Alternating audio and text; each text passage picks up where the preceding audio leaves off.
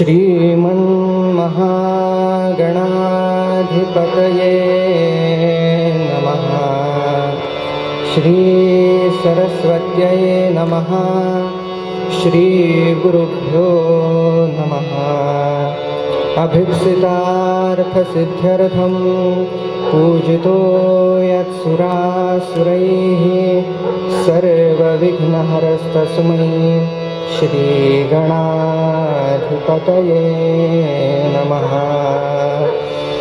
ब्रह्मानन्दं परमसुखदं केवलं ज्ञानमूर्तिं द्वन्द्वातीतं गगनसदृशं तत्त्वमस्यादिलक्ष्यम् एकं नित्यं विमलमचलं सर्वधी साक्षिभूतं भावातीतं त्रिगुणरहितं सद्गुरुं तन्नमामि। अखण्डमण्डलाकारं व्याप्तं येन चराचरं तत्पदं दर्शितं येन तस्मै श्रीगुरवे नमः। अज्ञानतिमिरान्धस्य ज्ञानाञ्जनशलाकया चक्षुरुन्मिलितं येन तस्मै श्रीगुरवे नमः। गुरुर्ब्रह्मा गुरुर्विष्णु गुरुर्देवो महेश्वरः गुरुर्देव परमब्रह्म तस्मै श्रीगुरवे नमः। शुकासारिखे पूर्णवैराग्यजाते वसिष्ठापरे ज्ञानयोगेश्वराचे कवी वाल्मीकी सारिखा मान्यायीसा नमस्कार माझा सद्गुरु रामदासा। जय जय रघुवीर समर्थ राम राम राम राम राम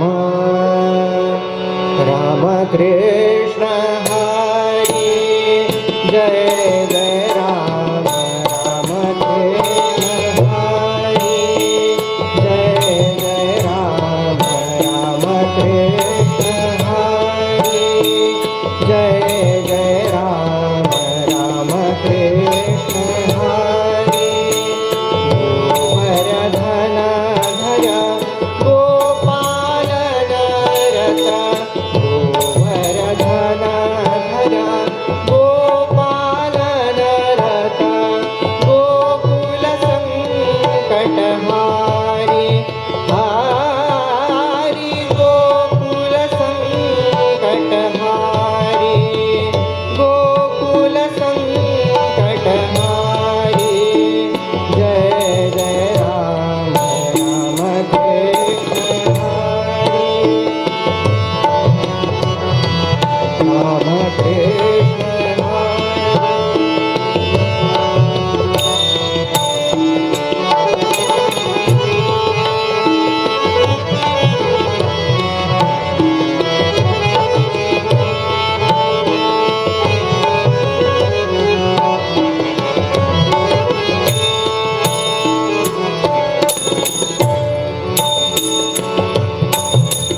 दूरभासो नृता दुःख विमोचक दूरभासो नृता दुःख विमोचक दुरजन संगमवारी वारी दुरजन संगमवारी।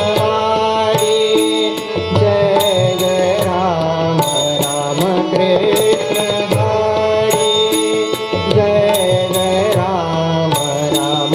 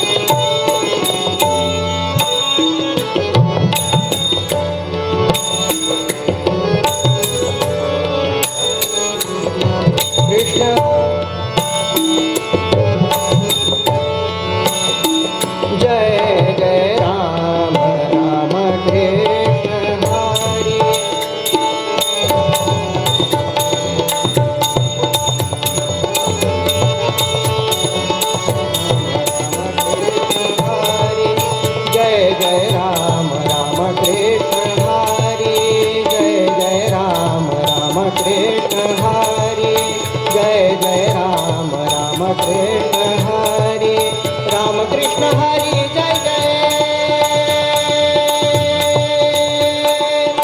राम कृष्ण हरी जय जय राम कृष्ण हरी हरी राम कृष्ण हरी राम कृष्ण हरी जय जय राम कृष्ण हरी राम कृष्ण हरी हरी राम कृष्ण हरी जय जय राम कृष्ण हरी राम कृष्ण हरी जय जय राम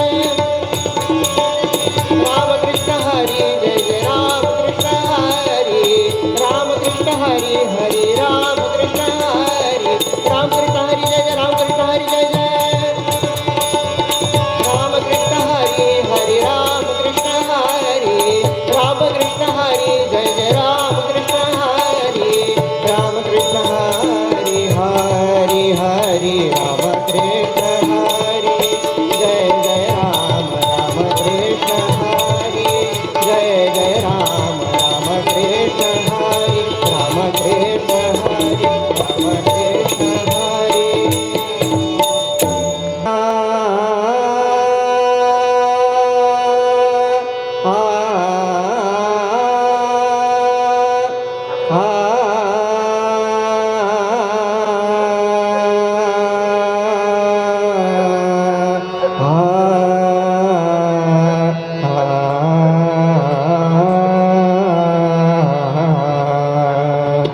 रूप चतुर्भुज सुंदर सावळे रूप चतुर्भुज सुंदर सावळे रूप चतुर्भुज सुंदर सावळे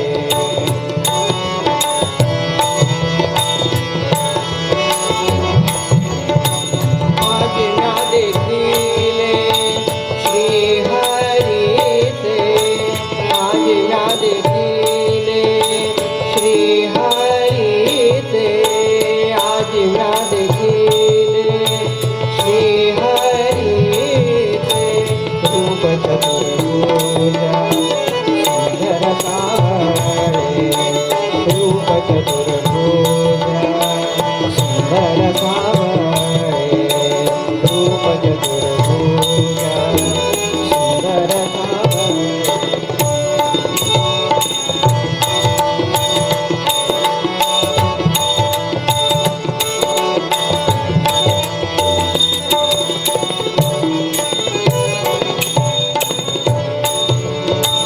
चरण सुकुमार असे पितांबर चरण सुकुमार असे पितांबर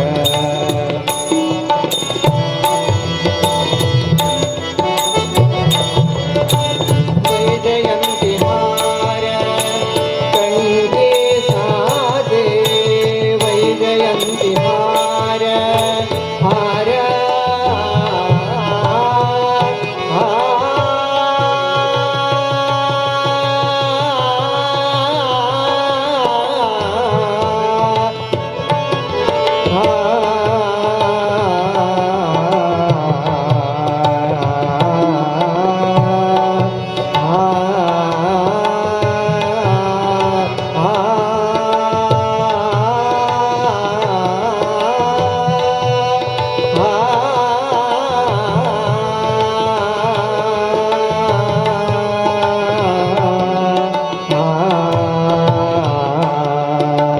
रूप चतुर्भुज सुंदर सावळे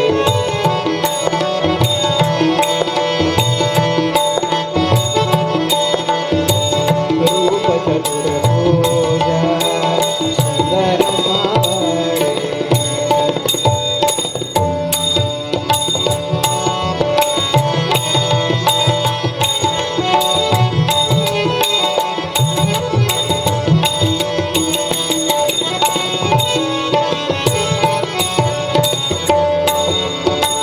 सुहास्य वदन राजीवलोचन सुहास्य वदन सुहास्य वदन राजीवलोचन मस्तकी भूषण मुकुट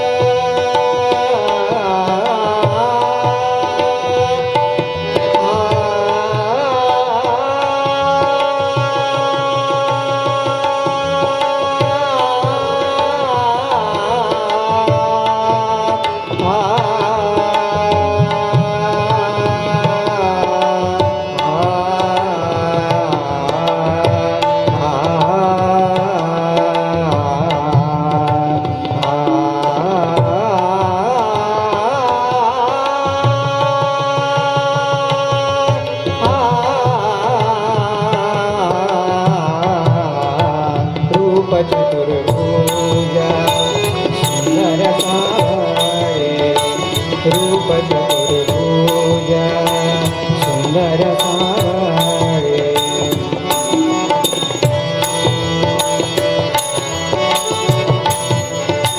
शंख चक्र गदा पद्म करी शोभे शंख चक्र गदा शंख चक्र गदा पद्म करी शोभे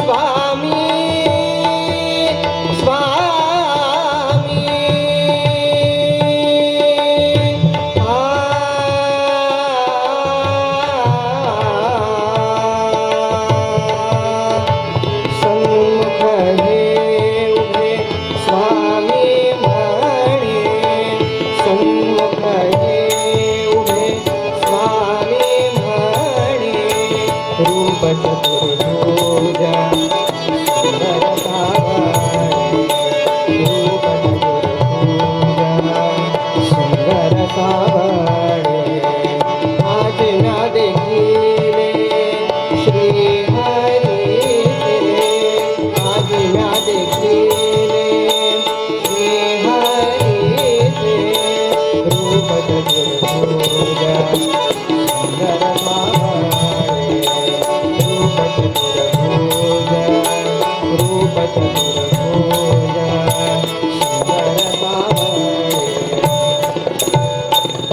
दिगंबरा दिगंबरा श्रीपादवल्लभ दिगंबरा म्हणा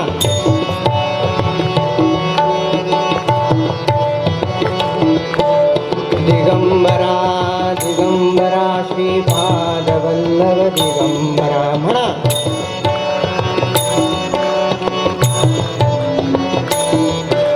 दिगंबरा दिगंबरा श्रीपादवल्लभ दिगंबरा म्हणा म्हणा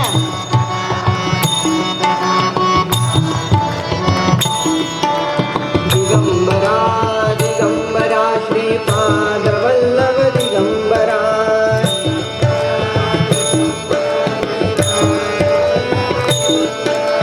दिगंबरा दिगंबरा श्रीपादवल्लभ दिगंबरा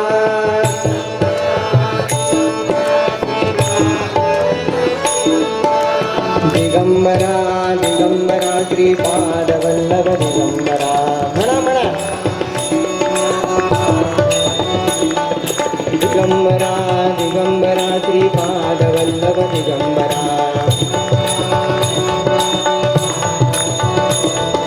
दिगंबरा दिगंबरा श्रीपादवल्लभ दिगंबरा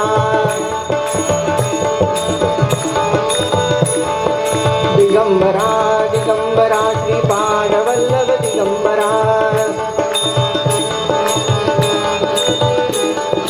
दिगंबरा दिगंबरा श्रीपादवल्लभ दिगंबरा दिगंबरा दिगंबरा श्रीपादवल्लभ दिगंबरा दिगंबरा दिगंबरा श्रीपादवल्लभ दिगंबरा दिगंबरा दिगंबरा श्रीपादवल्लभ दिगंबरा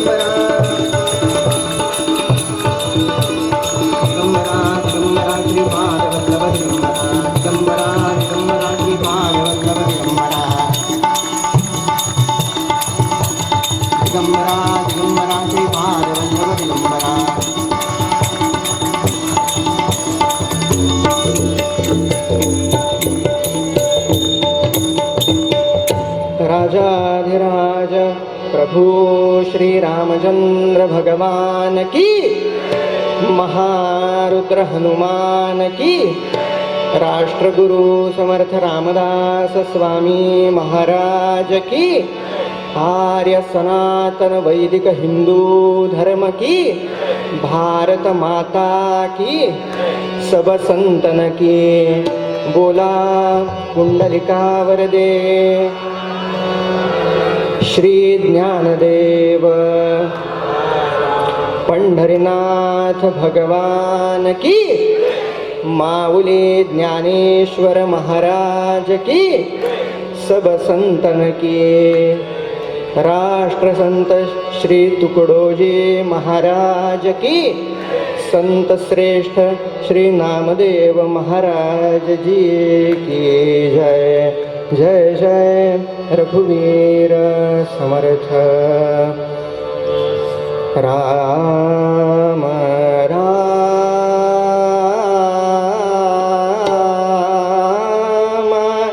राम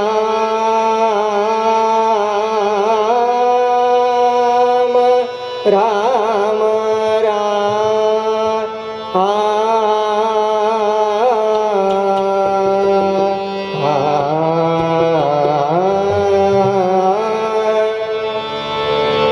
अहो अहो सदा सेवा सेवा, अहो अहो सदा सेवा सेवा, अहो अहो सदा सेवा सेवा, देसी मुक्ती मुक्ती भावा भावा भावा, अहो अहो सदा सेवा सेवा, अहो अहो सदा सेवा सेवा.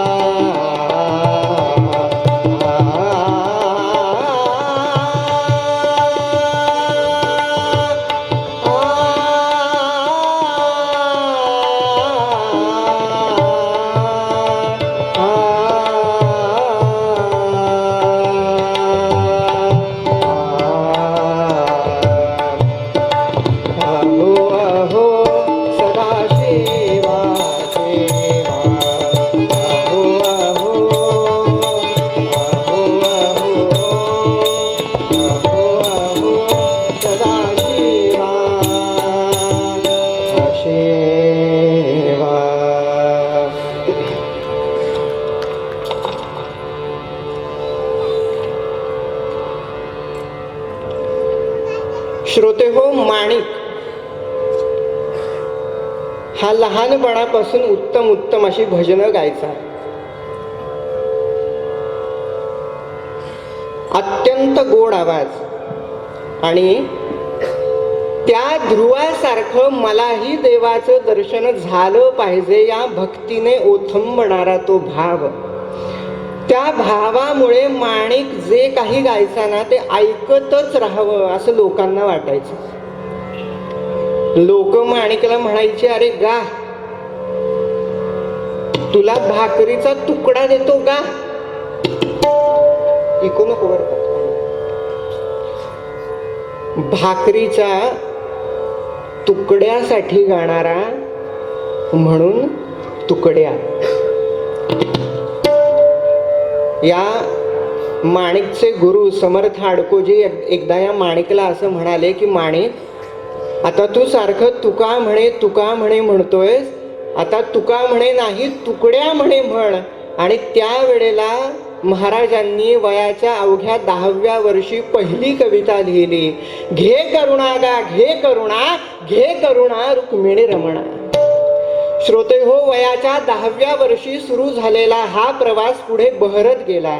अनेक अर्थपूर्ण गाण्यांची अभंगांची रचना, ग्रामगीता आणि एवढं मोठं कार्य तुकडोजी महाराजांनी उभं केलं की त्यांचं ते कार्य बघून भारताच्या पहिल्या राष्ट्रपतींनी ज्यांना राष्ट्रसंत ही पदवी दिली, अशा त्या राष्ट्रसंतांच्या भूमीमध्ये कीर्तना करता आलेलो आहे.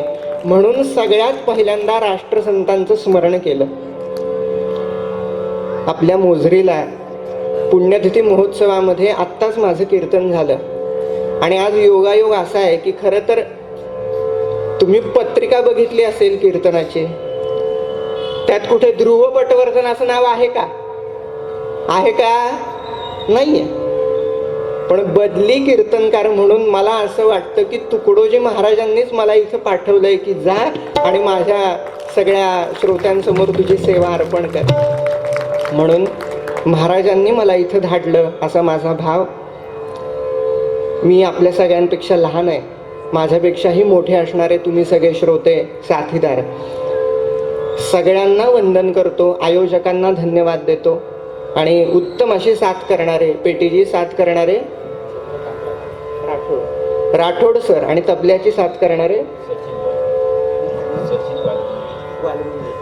वालगुंजे सर, या दोघांचेही आभार मानतो. भिसे काकांचेही विशेष आभार मानतो. आणि तुम्ही श्रोते जगदीश मूर्ती, तेथे माझी व्युत्पत्ती किती, बुद्धिहीन अल्पपते सलगी करीतो. सगळ्यांना नमस्कार करतो, सगळ्यांना वंदन करतो. आणि आता कीर्तनाला सुरुवात करूया. आपदामपहर्तारं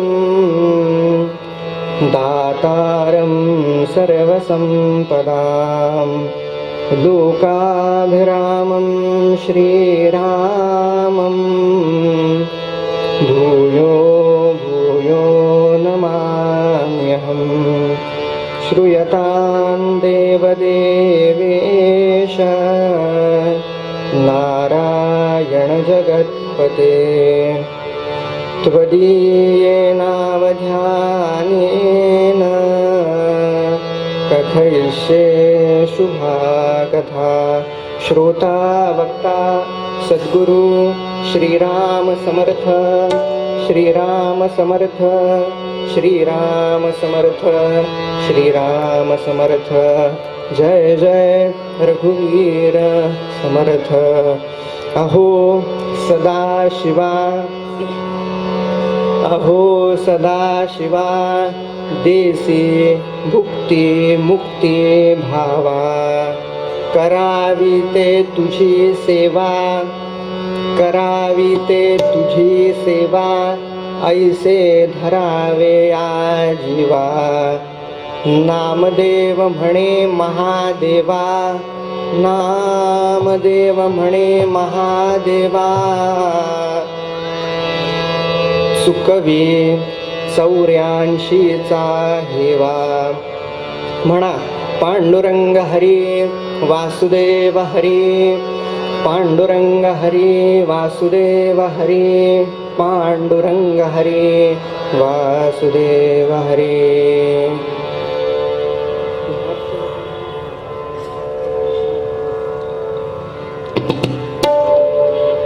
श्रोते हो, अर्थातच नामदेव महाराजांचा अभंग निरूपणाकरता घेतलेला आहे. संत श्रेष्ठ श्री नामदेव महाराज, काय वर्णन करावं हो नामदेवांचं. त्यांची कीर्ती, त्याचं वर्णन एका श्लोकामध्ये असं केलेलं आहे. हरी करी नरतन कीर्तनात, हरी करी नरतन कीर्तनात, स्वानंद साम्राज्य वसते मनात. पंजाब प्रांतात घेई विसावा, पंजाब प्रांतात घेई विसावा. नमस्कार माझा सद्गुरु नामदेवा, संत श्रेष्ठ श्री नामदेव महाराज की. हरी करी नर्तन कीर्तनात, अहो ज्यांच्या कीर्तनामध्ये प्रत्यक्ष पांडुरंग नाचतो असे ते नामदेव महाराज, ज्यांनी आपल्या भागवत धर्माचा प्रचार आणि प्रसार पंजाब प्रांतापर्यंत नेऊन पोहोचवला असे ते नामदेव महाराज. या भागवत धर्माचा ही जी इमारत आहे याच्यामध्ये किंकर होण्याचं भाग्य ज्यांना लाभलं असे ते नामदेव महाराज. आज तुम्हा आम्हाला किंवा तुमच्या आमच्यासाठी भगवान शंकरांच्याकडे काहीतरी मागणी करतायत. काय म्हणतायत हो नामदेव महाराज. पहिल्या चरणामध्ये महाराज म्हणतायत, अहो सदा शिवा, अहो सदा शिवा, देसी भुक्ती मुक्ती भावा. पांडुरंग हरी वासुदेव हरी, पांडुरंग हरी वासुदेव हरी, पांडुरंग हरी वासुदेव हरी. अहो सदाशिवा. अभंगाचा पहिला शब्द अतिशय गमतीशीर आहे बर का. अहो, अहो या शब्दाचे 2-3 अर्थ आहेत. पहिला अर्थ काय, एखाद्याला जर का आपण आदराने हाक मारली, अहो जरा इकडे येता का, जरा इथे बसा, असं आदराने आपण अहो असं म्हणतो. दुसरा अहो, ज्यांचं लग्न झालंय त्यांना माहिती आहे. तुमचं झालं नाही, तुमचं ह्यांना माहिती आहे बघा, ह्यांना विचारा. किंवा इकडं बसलेले जे 50% लोक आहेत किंवा 100%च म्हणूया पुरुषांमधले, यांनी घरात पाऊल ठेवलं आणि अहो असा शब्द कानावरती पडला की समजून जायचं काहीतरी आता डिमांड आहे. म्हणून या अर्थाने अहो. आणि तिसरा अर्थ काय, एखाद्यावरती जर का आपल्याला अधिकार गाजवायचा असेल, अहो इकडे या, इथं बसा, असं करा, तर या अधिकारवाणीने सुद्धा आपण एखाद्याला अहो असं संबोधतो. आणि याच अधिकारवाणीने नामदेव महाराज देवाला, भगवान शंकरांना अहो असं म्हणतात. अहो सदाशिवा. आता भगवान शंकरांची अनेक नाव आहेत, अनेक नाव आहेत, पण त्यापैकी कोणतंही नाव न वापरता नामदेव महाराजांनी इथे सदाशिवा असं नाव वापरलेलं आहे. आता कसं आहे बघा, संतांचं साहित्य किंवा संतांनी योजलेले जे शब्द असतात ते खूप काळजीपूर्वक योजलेले असतात बरं का. उगी र आणि टला ट लावलेलं नसतं. ती काही कविता नव्हे, जनसामान्यांचा आणि या जगताचा उद्धार करण्याकरता लिहिलेलं ते काव्य आहे. म्हणून भगवान शंकरांची जी अनेक नावं आहेत त्यापैकी कोणतंही नाव न वापरता या ठिकाणी महाराज सदाशिवा हे नाव वापरतात. का? शिव म्हणजे काय तर कल्याण, कल्याणाचंही कल्याण म्हणजे शिव. आणि सदा, सदा न कदा कल्याणच करणारे असे सदाशिव. म्हणून अहो अधिकारवाणीने देवाला म्हणतात, अहो सदाशिवा, अहो तुम्ही जगताचं कल्याण करणारे आहात, म्हणून तुम्ही काय करा तर आम्हाला देसी भुक्ती, मुक्ती आणि भावा, तीन गोष्टी नामदेव महाराजांनी आपल्या या अभंगामध्ये भगवंताकडे मागितलेल्या आहेत. पहिली गोष्ट मागितली ती म्हणजे भुक्ती.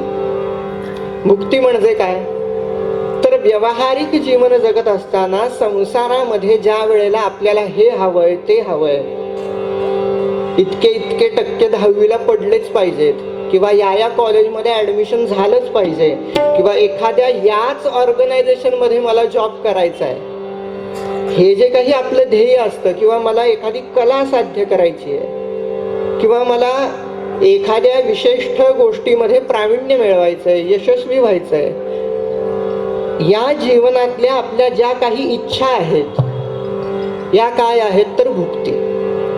म्हणजे व्यावहारिक आणि प्रपंचामधल्या इच्छा पूर्ण करणारे कोण असतील तर ते भगवान शंकर आहेत. म्हणून सगळ्यात पहिल्यांदा तुम्ही आम्हाला काय द्या तर भुक्ती द्या. आधी प्रपंच करावा नेटका, मग घ्यावे परमार्थ विवेका. आमचा प्रपंच आधी नीट करा, म्हणून पहिलं मागणं मागितलं भुक्ती. पुढे काय तर मुक्ती. आधी भुक्ती मागतात मग मुक्ती मागतात. मुक्ती म्हणजे काय तर मोक्ष. अहो मोक्ष मोक्ष मोक्ष म्हणजे काय? काय म्हणाले? मेल्यानंतर स्वर्गाला गेला, वैकुंठवासी झाला, कैलासवासी झाला. अहो कोणी पाहिलं मेल्यानंतर काय होतं? याची देही याची डोळा पाहिन मुक्तीचा सोहळा. आपल्याला ते सुख याच डोळ्यांनी बघायचंय आणि अनुभवायचंय. श्रोते हो, आत्यंतिक आनंद, आत्यंतिक आनंद, निरतिशय आनंदाची प्राप्ती आणि आत्यंतिक दुःखाची निवृत्ती याला मोक्ष असं शास्त्रीय परिभाषेमध्ये म्हणतात. आता हा मोक्ष मेल्यानंतर कुणी पाहिलाय? म्हणून तो याच जन्मामध्ये आपल्याला अनुभवायचा आहे. या सगळ्यातून सुटून भगवंतापर्यंत इथेच पोहोचता आलं पाहिजे. म्हणून ती मुक्ती भगवंताकडे नामदेव महाराज मागतात. म्हणून भुक्ती, मुक्ती आणि तिसरी गोष्ट भगवंताकडे मागितली तो म्हणजे भाव. भाव का मागितला तर बघा, भगवंताची प्राप्ती ही फक्त आणि फक्त भावानेच होते बरं का. अंतःकरणामध्ये जर का भाव नसेल तर भगवंताची प्राप्ती कधीही होऊ शकत नाही. म्हणून समर्थांचा सुद्धा अभंग आहे की भावची दृढ झाला हरी सन्निध त्याला. समर्थ म्हणतात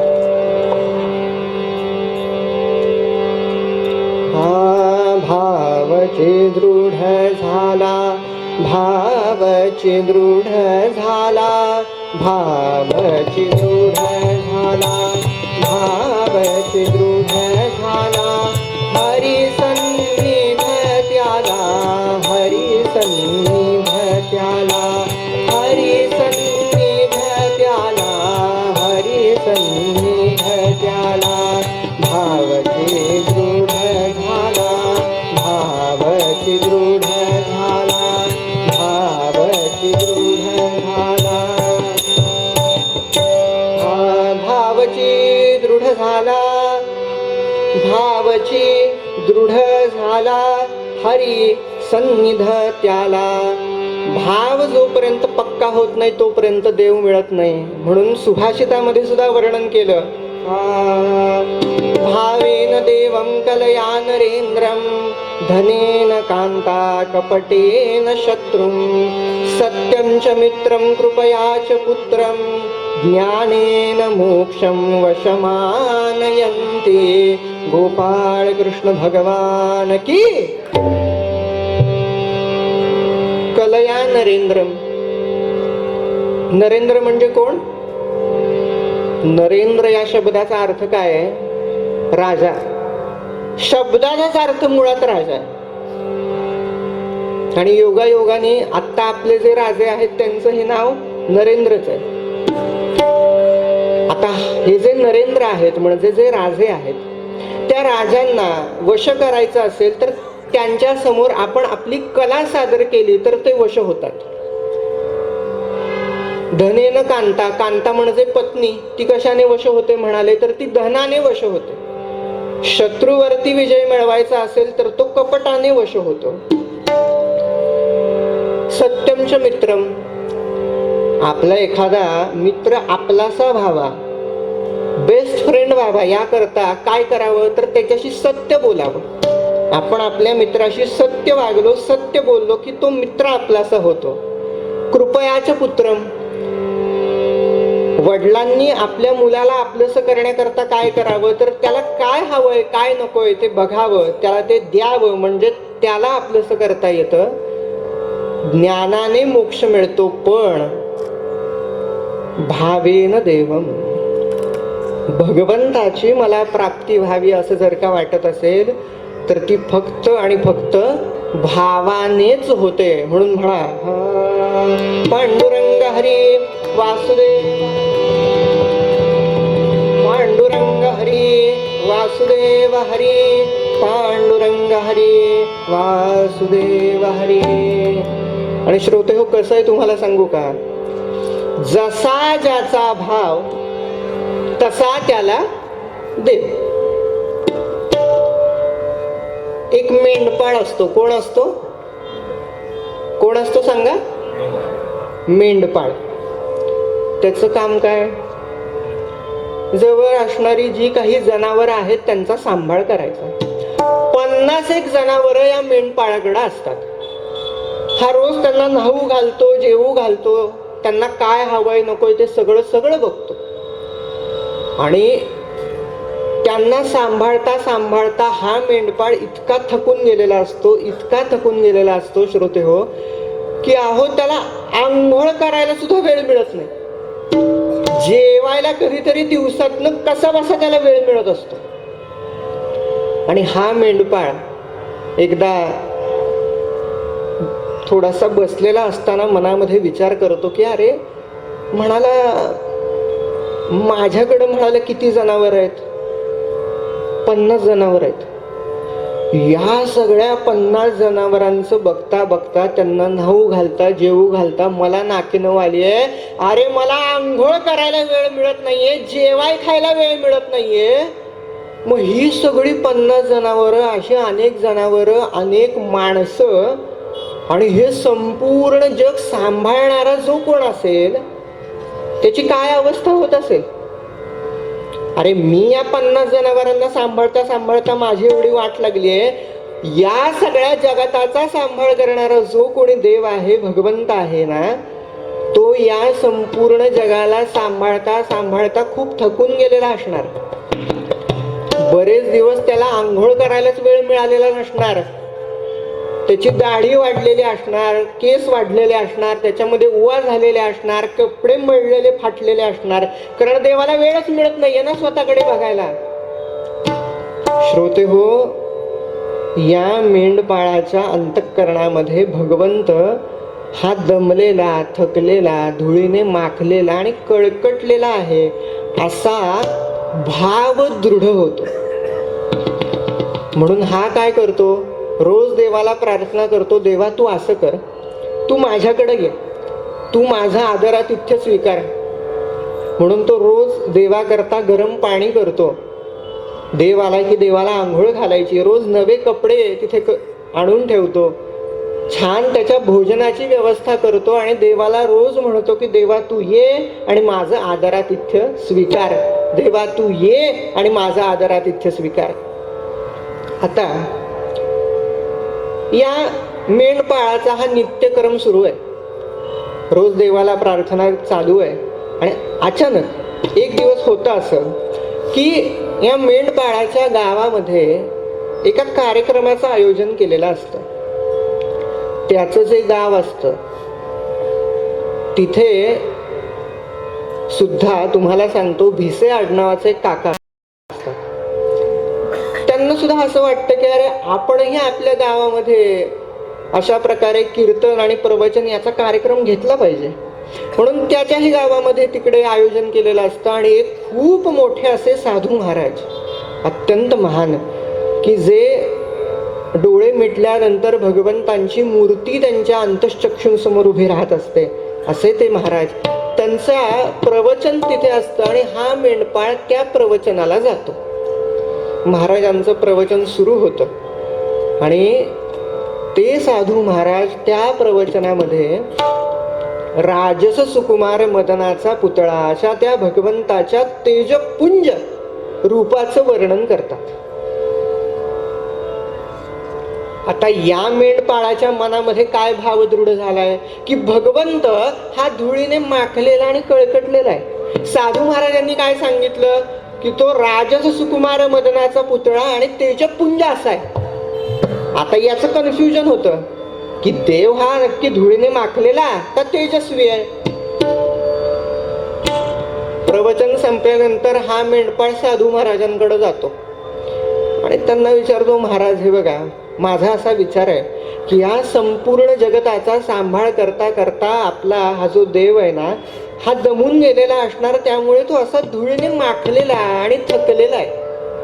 असं म्हटल्यानंतर साधू महाराज म्हणतात, अरे वेड आहेस का काय?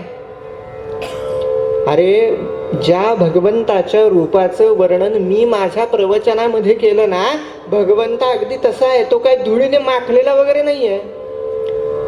आता असं म्हणल्यानंतर मेंढपाळाला वाटतं की बरोबर आहे, साधू महाराज सांगतायत म्हणजे तेच बरोबर. म्हणून हा रोज जी काही तयारी करत असतो, गरम पाणी करून ठेवावं, छान भोजन भगवंता करता करावं, रोज नवे नवे कपडे, दाढीचं साहित्य, सुगंधी तेल, हे सगळं तयारी जी हा रोज करत असतो ते करण्याचं तो सोडून देतो. आणि अगदी दुसऱ्याच दिवशी ते साधू महाराज सकाळी पहाटे उठतात, ध्यानाला बसतात आणि ध्यानाला बसता क्षणी रोज भगवंतांची मूर्ती जी त्यांच्या डोळ्यांपुढे उभी राहत असते, ती मूर्ती आज मात्र उभी राहत नाहीये. साधू महाराज विचार करतात की अरे रोज भगवंत मला दर्शन देतात, पण आज असं का? जिथे भगवंत नाहीत तिथे या देहाचाही काही उपयोग नाही, म्हणून मी आता प्राणत्याग करतो. म्हणून ते साधू महाराज प्राणत्याग करणार तेवढ्यात मागून आवाज येतो की हे बघ, तू माझ्या भक्ताच्या भावामध्ये बाधा आणलीस. आता ते साधू महाराज असतात, त्यांना त्यांची चूक लक्षात येते. त्या दिवशी संध्याकाळी ज्या वेळेला तो मेंढपाळ प्रवचना करता येतो, तेव्हा साधू महाराज प्रवचन संपल्यानंतर त्याला जवळ बोलावतात आणि सांगतात, हे बघ, तू जसा विचार केलायस ना की भगवंत हा धुळीने माखलेला आणि कळकटलेला आहे, तो तसाच आहे असं म्हणल्यानंतर त्याला आनंद होतो. तो म्हणतो चांगलं आहे. दुसऱ्याच दिवशीपासून लगेच तो जी काही सगळी तयारी करत असतो, गरम पाणी, आंघोळीचं साहित्य, भगवंताच्या पूजेचं साहित्य, हे सगळं करायचं तो सुरू करतो. आणि तुम्हाला सांगतो, एक दिवस असा येतो की त्या मेंढपाळाने जसा विचार केलेला असतो की भगवंत हा धुळीने माखलेला, कळकटलेला, केस वाढलेला, त्याच्यामध्ये उवा झालेला आहे, श्रोते हो, अगदी त्याच रूपामध्ये भगवान तिथे येतात आणि त्याचं आदरातिथ्य स्वीकारतात. भावार्थ हा की जसा तुमचा भाव तसा तुम्हाला देव. मध्यम म्हणून समर्थ सुद्धा म्हणाले, श्रोते हो, हा जैसा भाव जया पासी, जैसा भाव जया पासी, ऐसा जैसा देव तयासी जाणे भाव अंतर साचे प्राणी मात्रांचा. श्रोते हो, म्हणून जसा ज्याचा भाव तसा त्याला देव. जैसा भाव जयापासी तैसा देव तयासी. पण तुम्हाला सांगतो, काय लोकांचा भाव असतो. दोन मैत्रिणी असतात बर का. किती असतात मैत्रिणी? बोलत चला. किती? आवाज मला, तुम्ही लांब बसलाय, सांगा किती असतात? दोन मैत्रिणी. एकीचं नाव असतं कमला, एकीचं नाव असतं विमला. एकीचं नाव असतं कमला आणि दुसरीचं नाव असतं विमला. एकाच बिल्डिंग मध्ये दोघे राहत असतात आणि एकाच बिल्डिंग मध्ये राहत असतात. एक दिवस पहाटेच्या वेळेला सगळं घरकाम आटोपल्यानंतर त्या दोघीही जणी घरातली जे काही कपडे असतात ते कपडे धुतात आणि बिल्डिंगच्या टेरेसवरती येतात. दोन मैत्रिणी, पहिली कोण? कमला, दुसरी विमला. काय करतात? कपडे धुतात आणि टेरेसवर येतात. आणि कपडे वाळत टाकायला सुरुवात करतात. विमलाचं लक्ष कमलाकडे जातं. विमलाचं लक्ष कमलाचे जे पती असतात त्यांचा जो शर्ट असतो त्याच्याकडे जातं. आणि ती मनामध्ये विचार करते की अरे, हिच्या पतींचा हा जो पांढऱ्या रंगाचा शर्ट आहे हा किती स्वच्छ निघालेला आहे. मग ती तिला विचारते, काय ग कमला, तू कुठला डिटर्जंट वापरतेस? ती सांगते काहीतरी ABC लिमिटेड. आपण कशाला कुणाचा प्रचार करा? ABC लिमिटेड असं म्हणल्यानंतर विमला म्हणते, अगं मी पण तोच वापरते की ABC लिमिटेड. मग मला सांग, तुझ्या पतींचा शर्ट एवढा पांढरा शुभ्र निघाला हे कसं काय? बरं, आपली बिल्डिंग आहे, दोघींकडे येणार पाणीही आहे, डिटर्जंटही तोच, पडणारं ऊन तेवढंच. मग तुझ्या पतींचा शर्ट माझ्या पतींच्या शर्टापेक्षा पांढरा कसा? ती कुठली तरी जाहिरात आहे बघा, तेरी कमीज मेरे कमीज से पांढरी शुभ्र कैसी वगैरे असं. समीर चौगुले आठवला का? असो. आणि हे कसं काय असा प्रश्न तिला पडतो कमलाला की मला सांग, तुझ्या पतींचा शर्ट हा माझ्या पतींच्या शर्टापेक्षा पांढरा कसा काय निघाला? तेव्हा ती म्हणते, हे बघ विमला, कसं आहे, त्याच्यामध्ये भावाचा प्रश्न आहे. कशाचा? कोणत्या भावनेने, अंतःकरणामध्ये कुठला भाव ठेवून तुम्ही तो शर्ट धुता ते महत्वाचं आहे. ती म्हणती, मला पण सांग ना, तू काय भावनेने शर्ट धुतेस? तेव्हा ती म्हणते, अगं माझे पती त्या शर्टामध्ये आहेत, त्यांनी तो शर्ट घातलाय, अशा भावनेनं मी तो शर्ट धुते. असा भाव काय कामाचा मला सांगा? शुद्ध भाव असावा, देव भावाचा भुकेला श्रोते हो. बर, भगवंताच्या चरणी आपली सेवा समर्पित करताना, भगवंताचं कुठलंही कार्य करताना नुसता भाव असणं महत्वाचं नाही, तो शुद्ध पाहिजे. याला उदाहरण, एक पुजारी असतात बर का, रोज भगवंताची षोडशोपचार छान पूजा करत असतात. रोज भगवंताची पूजा सुरू आहे, पण पूजा सुरू असताना मनामध्ये विचार काय? देवा, जरा एक 10,000 रुपये मिळाले असते तर जरा बरं झालं असतं. पुढे पूजा सुरू आहे, पण मनात विचार काय चाललाय? देवा, 10,000 मिळाले असते तर बरं झालं असतं. एके दिवशी हे पुजारी तिथे पूजेला बसलेले असताना मनामध्ये 10,000 रुपयांचा विचार करताना भगव्या वेशातले एक साधू महाराज तिथे येतात. त्यांच्याकडे पाहतात आणि त्या पुजारींना असं म्हणतात की हे बघा, तुमचा जो देव आहे ना तो त्या गटाराकडेला आहे. पुजारी विचार करतात की अरे, भगव्या वेशातले हे साधू महाराज आपल्या धर्माचे प्रवक्ते आणि भगवंताविषयी असं बोलतात की तुझा देव हा गटाराकडेला आहे. संतापतात. त्या साधू महाराजांना त्या नगरीच्या राजाकडे घेऊन जातात. त्यांची तक्रार करतात की हे भगवंताविषयी असं बोलतायत. तिथंही ते साधू महाराज राजेसाहेबांना म्हणतात की अहो, यांचा जो देव आहे ना तो त्या गटाराकडेलाच आहे.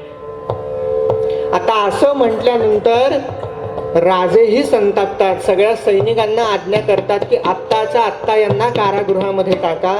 पण कारागृहाकडे जात असताना सुद्धा ते त्या पुजारींना म्हणतात की अहो, तुमचा जो देव आहे ना तो त्या गटाराकडेलाच आहे.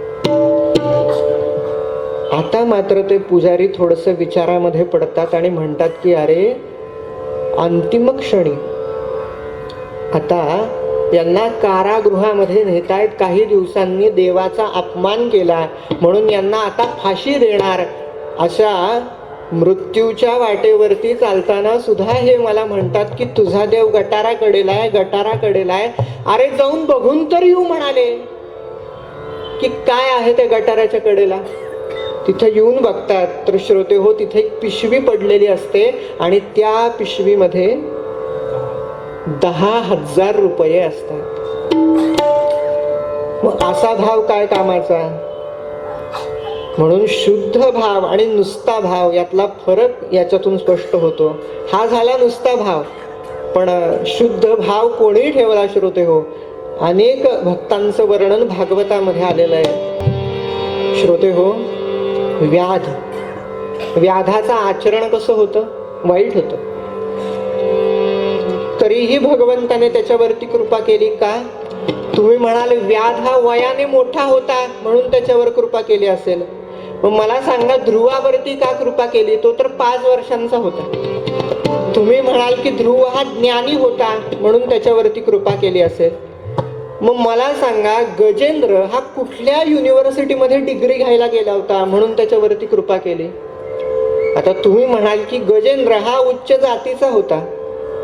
तो हत्ती होता जो गजेंद्र हा उच्च जातीचा होता. मग मला सांगा, भगवंतांनी विदुरावरती का कृपा केली. विदुर हा दासीपुत्र होता. आता तुम्ही म्हणाल की विदुर हा शूर होता म्हणून त्याच्यावरती कृपा केली असेल. मग उग्रसेनावरती का नाही कृपा केली. एकही युद्ध जिंकला नाही हा उग्रसेन आयुष्यात. मग आता तुम्ही म्हणाल की उग्रसेन हा दिसायला सुंदर होता म्हणून त्याच्यावरती कृपा केली. मग आजकालच्या आपल्या पिक्चर मधल्या नटनट्या त्यांच्यावरती का कृपा करत नाही देव. मग आता तुम्ही असं म्हणाल की उग्रसेन हा श्रीमंत होता किंवा दिसायला सुंदर होता म्हणून त्याच्यावरती कृपा केली. मग मला सांगा, कुब्जेवरती का कृपा केली. कुब्जा ही 8 ठिकाणी वाकडी होती. मग आता तुम्ही म्हणाल की कुब्जा ही श्रीमंत होती म्हणून तिच्यावरती कृपा केली असेल. मग मला सांगा, सुदाम्यावरती का कृपा केली. अशी आपली यादी वाढतच जाणार आहे. तुमची सुंदरता, तुमच्याकडे असणारे पैसे, तुमचा लोकसंग्रह यातलं भगवान काहीही बघत नाहीत, फक्त बघतात तो भाव. म्हणून महाराज इथे भाव मागतात देवाकडे, भुक्ती मागतात, मुक्ती मागतात आणि तिसरी गोष्ट भाव मागतात. पुढच्या चरणामध्ये महाराज म्हणतायत, करावी ते तुझी सेवा, करावी ते तुझी सेवा, ऐसे धरावे या जीवा. म्हणा पांडुरंग हरी हरी, पांडुरंग हरी, पांडुरंग हरी, वासुदेव हरी. करावी ते तुझी सेवा, ऐसे धरावे या जीवा. देवा, तुझीच सेवा आमच्या हातून घडत राहो आणि हाच फक्त उद्योग आमच्या सातत्याने आमच्या जीवनामध्ये घडत राहो असं मागणं महाराज मागतायत. बघा, अगदी लहान मुलांना सुद्धा सांगितल्यानंतर लगेच ती नामदेव महाराजांच्या चरणाशी आली. करावी ते तुझी सेवा, ऐसे धरावे या जीवा. लहान असताना आपल्याला एखादं काम सांगितलं की किती आपण व्यवस्थित ते करतो, अगदी त्याचप्रमाणे आपण भगवंताची प्राप्ती करून घेण्याकरता सतत धडपड करावी. आणि इथे कसं आहे माहिती आहे का, आपल्या मनामध्ये असं येतं की बाबा मी भगवंताचं नाम घेतोय, मी काहीतरी त्याचं करतोय, माझं कल्याण होईल का? अहो कल्याण होईलच. उदाहरण द्यायचं असेल तर हिरण्याक्ष, हिरण्यकश्यपू, रावण, कुंभकर्ण, कंस, पूतना, शिशुपाल, वर्धक यांनी अहो शत्रू म्हणून नाम घेतलं, त्यांनाही भगवंतानी मुक्त केलं. इतकंच नाही तर शिशुपालानं 108 शिव्या दिल्या भगवंताला. पण प्रत्येक शिवीच्या मागे हा म्हणतो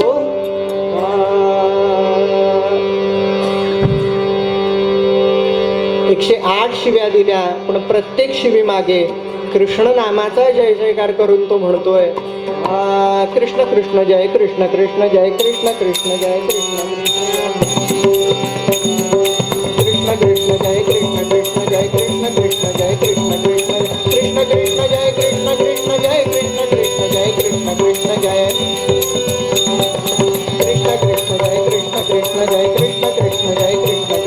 कृष्ण कृष्ण जय कृष्ण कृष्ण जय कृष्ण कृष्ण जय कृष्ण कृष्ण जय कृष्ण कृष्ण जय कृष्ण कृष्ण जय कृष्ण कृष्ण जय कृष्ण कृष्ण जय कृष्ण कृष्ण जय कृष्ण कृष्ण जय कृष्ण कृष्ण जय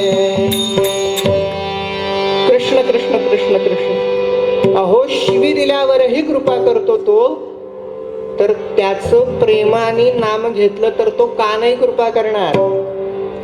म्हणून नित्य आपण त्याचं नाम घ्यावं आणि सातत्याने त्याची सेवा आमच्या हातून घडावी असं मागणं नामदेव महाराज द्वितीय चरणामध्ये मागतात. तृतीय चरणामध्ये महाराज म्हणतायत नामदेव म्हणे महादेवा, नामदेव म्हणे महादेवा, चुकवी 84चा हेवा. पांडुरंग हरी वासुदेव हरी, पांडुरंग हरी वासुदेव हरी, पांडुरंग हरी वासुदेव हरी. नामदेव म्हणे महादेवा, सदाशिवा तुम्ही सदा कल्याण करणारेच आहात. आणि महादेवा आम्हाला या 84 लक्ष योनींचा जो प्रवास आहे, आपल्याला माहिती आहे आपण कीर्तन ऐकणारी मंडळी आहात. हा या जीवाचा मनुष्य देह आपल्याला जो मिळतो तो 84 लाख योनी प्रवास केल्यानंतर मिळतो. मग हा जो 84चा हेवा, हेवा शब्दाचा अर्थ काय? तो फेरा. आता हेवा शब्दाचे 2 अर्थ आहेत. मला एखाद्याचा हेवा वाटतो असं आपण म्हणतो, आणि दुसरा अर्थ काय? शब्दकोशामध्ये हेवा म्हणजे संगती. ही जी संगती आहे, हे जे चक्र आहे या योनींचं, चुकवी 84चा हेवा, हा हेवा आमचा चुकव असं मागणं महाराज मागतायत.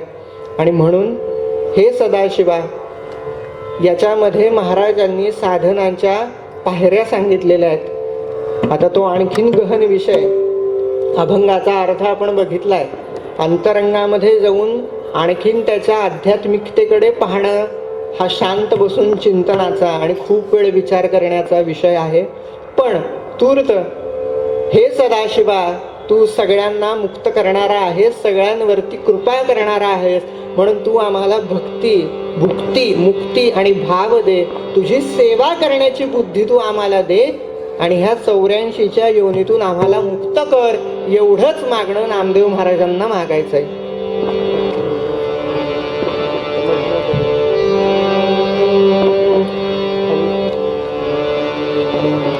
आणि हेच सांगताना मूळ पदामध्ये नामदेव महाराज म्हणतात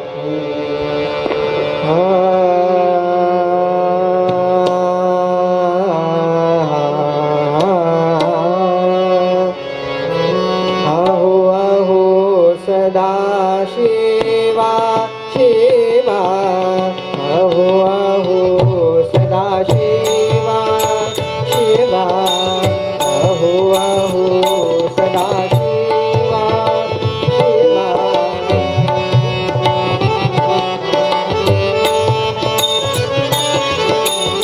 अहो अहो सदा शिवा शिवा, देवा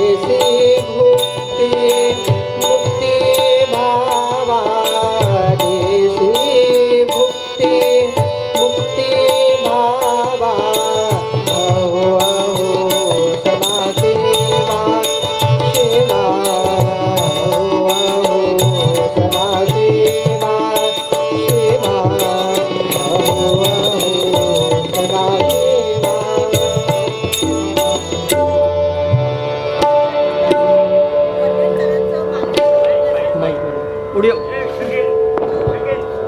माईक.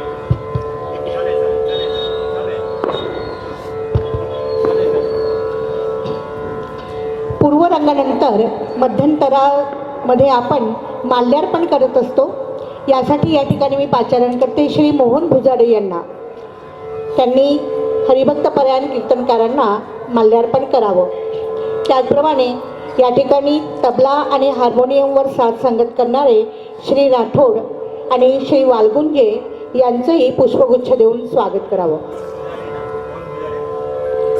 श्री मोहन भुजाडे यांनी माल्यार्पणासाठी पुढे यावं.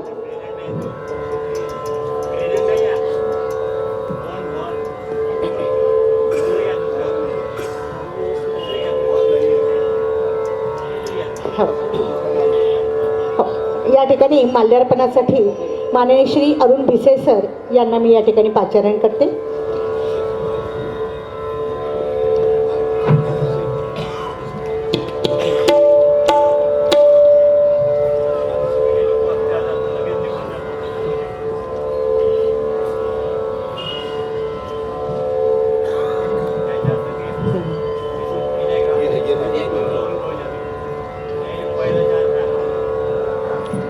मंडळी, हे कीर्तनकार म्हणजे आपल्या देहू आळंदी पंढरी या माहेर गावावरून आलेले, सांगावा घेऊन आलेले, विशेष सांगावा घेऊन आलेले हे दूत अतिथी.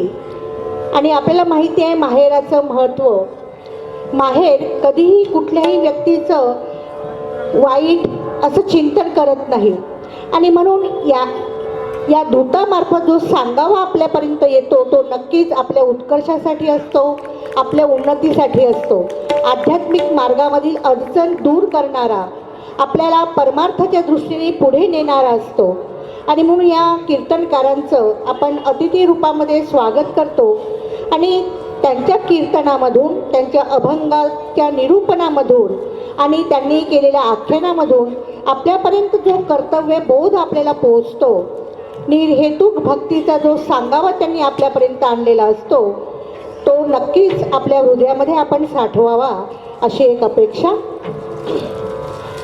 या ठिकाणी आपल्या आयोजन समितीचे सचिव माननीय श्री अरुण भिसे सर कीर्तनकारांचं माल्यार्पण करत आहेत. त्याचप्रमाणे साथ संगत करणाऱ्यांचंही या ठिकाणी पुष्पगुच्छांनी स्वागत झालेलं आहे. यानंतर कीर्तनकारांना मी विनंती करते की त्यांनी उत्तर रंगाला सुरुवात करावी. मध्यंतरामध्ये सगळ्यांनी आता भजन करायचं आणि आख्यानाकडे वळायचं. रेडी का सगळे? हो म्हणा. हा. राम लक्ष्मण जानकी जय बोलो हनुमान की. म्हणा जोरात म्हणा. राम लक्ष्मण जानकी जय बोलो हनुमान की. राम लक्ष्मण जानकी जय बोलो हनुमान की. राम लक्ष्मण जानकी जय बोलो हनुमान की. राम लक्ष्मण जानकी जय बोलो हनुमान की. राम लक्ष्मण जानकी जय बोलो हनुमान की. राम लक्ष्मण जानकी जय बोलो हनुमान की. राम लक्ष्मण जानकी जय बोलो हनुमान की. राम लक्ष्मण जानकी जय बोलो हनुमान की. राम लक्ष्मण जानकी जय बोलो हनुमान की.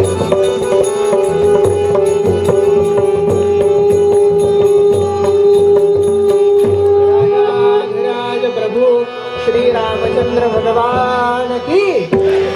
महारुद्र हनुमान की. राष्ट्रगुरु समर्थ रामदास स्वामी महाराज की. आर्य समाज हिंदू धर्म की. राष्ट्रसंत श्री तुकडोजी महाराज की. सब संतन की. संत श्रेष्ठ श्री नामदेव महाराज की. कुंडलिकावर दे. म्हणा पुंडलिकावर दे श्री ज्ञानदेव पंढरीनाथ भगवान की माऊली ज्ञानेश्वर महाराज की सब संतन की जय जय रघुवीर समर्थ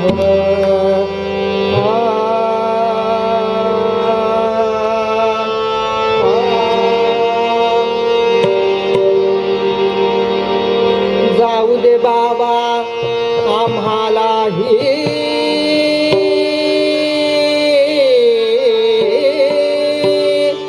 जाऊ दे बाबा आम्हालाही कार सेवा करण्याला जाऊ दे बाबा आम्हालाही कार सेवा करण्याला अयोध्येत हो जमतील सारे अयोध्येत हो जमतील सारे वेळ न थांबायाला साधोजी राजा राम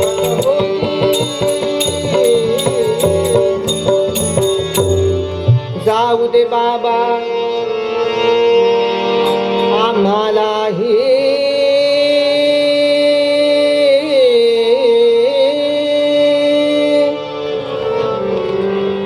श्रोते हो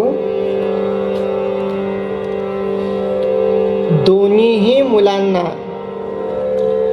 अयोध्येला पाठवायला बाबांचा नकार आहे. बाबा नकोच म्हणतात. बाबा नको म्हणतायत, पण जो धाकटा मुलगा होता, लहान मुलगा होता, तो बाबांना असं म्हणाला की अहो बाबा जाऊ दे की आम्हाला पण अयोध्येला. का नको म्हणता, का नको म्हणता? बाबा म्हणाले की अरे बाळा, आता 2 महिन्यांमध्ये तुमच्या पौर्णिमा ताईचं लग्न आहे. मग लग्नाची एवढी सगळी तयारी करायची आहे. मग ती लग्नाची एवढी सगळी तयारी मला एकट्याला कशी काय झेपणार बाळांनो? तुम्ही दोघं नको का माझ्या मदतीला? तेव्हा तो धाकटा मुलगा बाबांना म्हणतो अहो बाबा, लग्नाला अजून 2 महिने आहेत. आमचा कार्यक्रम हा 30 ऑक्टोबरला आहे. आम्ही 30 ऑक्टोबरला अयोध्येला जातो, आमचं काम पूर्ण करतो आणि परत आल्यानंतर आम्ही लग्नाची सगळी तयारी करू. तुम्ही लग्नाची काहीही काळजी करू नका. धाकटा मुलगा, लहान मुलगा काहीच ऐकत नाही म्हटल्यानंतर आता वडिलांनी मोठ्या मुलाकडे बघितलं आणि थोरल्या मुलाला बाबा म्हणतात अरे ऐकलंस का? तुझा हा लहान भाऊ काहीच ऐकत नाहीये, आता तूच त्याला समजावून सांग. असं म्हटल्यानंतर तो थोरला मुलगा म्हणाला अहो बाबा बरोबर आहे त्याचं. सगळ्या संतांनी आवाहन केलेलं आहे. अहो 500 वर्ष झाली भारताला स्वातंत्र्य मिळालं, पण राम जन्मभूमी अजूनही मुक्त झालेली नाही. आणि हे बघा बाबा, प्रत्येकाच्या घरात काही ना काहीतरी अडचण आहे.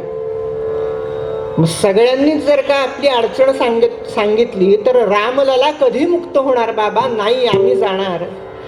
श्रोते हो, या दोन्हीही मुलांनी निश्चय केला होता. निश्चय कसला? निर्धारच केला होता की 30 ऑक्टोबरला अयोध्येमध्ये जायचं आणि कार सेवा करायची म्हणजे करायची. आता श्रोते हो, कोण आहेत ही 2 मुलं? कोण आहेत हे त्यांचे बाबा?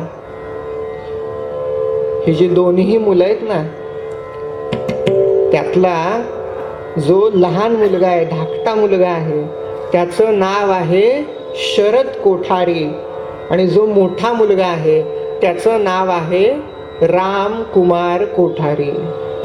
दोघेही कोठारी बंधू, दोघेही कलकत्त्याचे राहणारे, दोघेही राष्ट्रीय स्वयंसेवक संघाचे स्वयंसेवक, दोघेही द्वितीय वर्ष शिक्षित.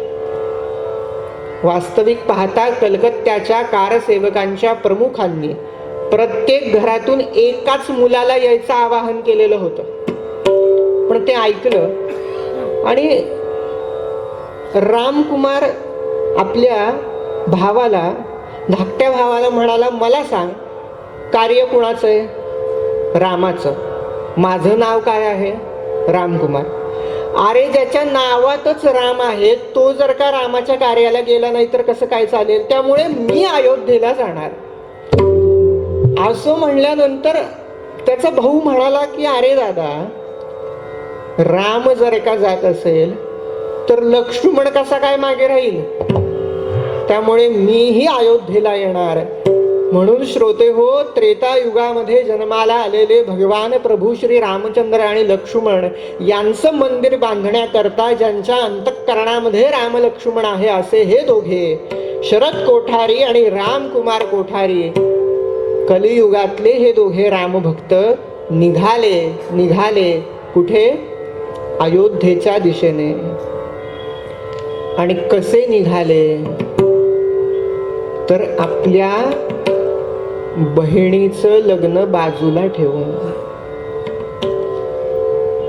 श्रोते हो, या ठिकाणी मला आठवण होते ती इतिहासातल्या त्याच एका घटनेची, त्याच एका प्रसंगाची, ज्या वेळेला तानाजी शिवबा राजांना असं सांगतात की राज, आधी लगीन कोंडाण्याचं मग माझ्या रायबाचं.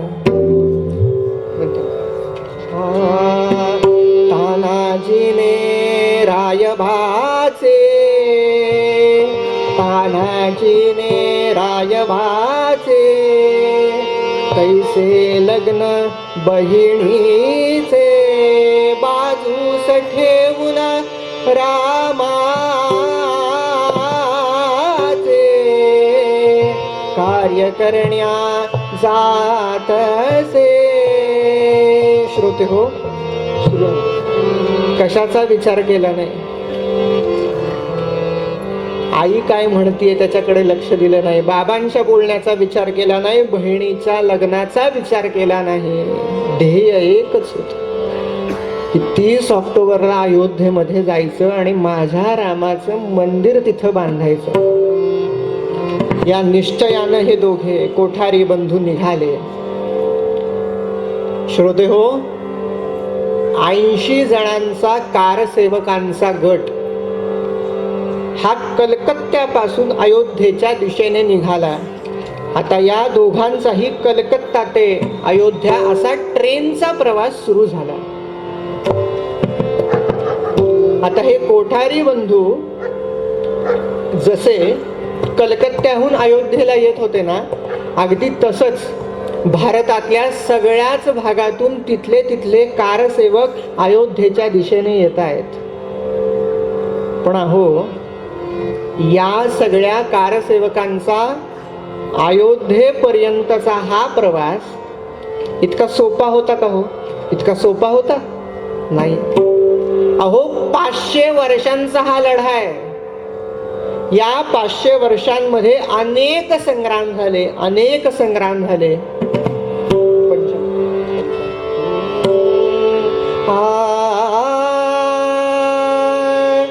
संग्राम बहु झाले, संग्राम बहु झाले, याधी अयोध्या नगरीत अनेकांनी प्राण दिले, अनेकांनी प्राण दिले. राम जन्मभूमी मुक्ती अज्ञात रामा. म्हणून श्रोते हो, अनेक संग्राम झाले. ज्या ठिकाणी भगवान प्रभू श्री रामचंद्रांचा जन्म झाला, अगदी त्याच ठिकाणी राजा विक्रमादित्याने भगवान रामचंद्रांचं भव्य मंदिर बांधलं. पण बाबराचा सरदार मीर बाकी, या मीर बाकीनं 1528ला ते मंदिर तोडून टाकलं आणि त्यांचा विवादित ढाचा तिथं निर्माण केला. 1528ला मीर बाकीनं हा प्रकार केल्यानंतर पुढच्या कालखंडामध्ये श्रोते हो, शिवाजी महाराजांनी रामजन्मभूमी मुक्त केली होती. अगदी समर्थ रामदास स्वामी 11 महिने अयोध्येला राहिलेत. असा उल्लेख आहे. पण पुढच्या आक्रमणामध्ये पुन्हा रामजन्मभूमी परकीयांच्या हातामध्ये गेली. होता होता होता 1858ला शिखांच्या निहंग संप्रदायाने रामजन्मभूमी मुक्त केली. रामजन्मभूमीवरती आपला ताबा मिळवला. शिखांचे गुरु संत रघुवीर दास यांनी कोर्टामध्ये याचिका दाखल केली. पण कुटील अशा इंग्रज सरकारने त्यावेळेला श्रोते हो आपली बाजू न घेता आपल्या विरोधात जे लोक होते त्यांची बाजू घेतली आणि पुन्हा विवादित ढाचाच तिथे निर्माण केला गेला. आता कोर्टामध्ये हा सगळा प्रसंग जो होता, हा जो विवाद होता तो सुरू राहिला. आणि कोर्टामध्ये हा सगळा विवाद सुरू असताना पुढच्या येणाऱ्या कालखंडामध्ये अचानक एक चमत्कार असा घडला की 1949ला अचानक त्या ठिकाणी रामललाच्या मूर्ती प्रकट झाल्या. आता तत्कालीन सरकारने रामललाच्या त्या मूर्ती तिथून हटवण्याचा प्रयत्न केला, पण जन आक्रोशामुळे त्यांना तसं करता आलं नाही. मग सरकारने रामललाला कुलूप घातलं. रामलला त्या कुलुपामध्ये आहेत, बंदिस्त आहेत. पण त्याच्या पुढच्या कालखंडामध्ये ज्या वेळेला विश्व हिंदू परिषदेने याच्यामध्ये मोठा सहभाग घेतला, तेव्हा लालकृष्ण अडवाणी, अशोकजी सिंगल, विनय कटियार, उमा भारती, परमहंस रामचंद्रदास महाराज किंवा अवैद्यनाथ यांच्या नेतृत्वामध्ये जन्मभूमी मुक्ती यज्ञ समिती स्थापण्यात आली. योगी आदित्यनाथांचे गुरु अवैद्यनाथ हे त्या समितीचे अध्यक्ष होते.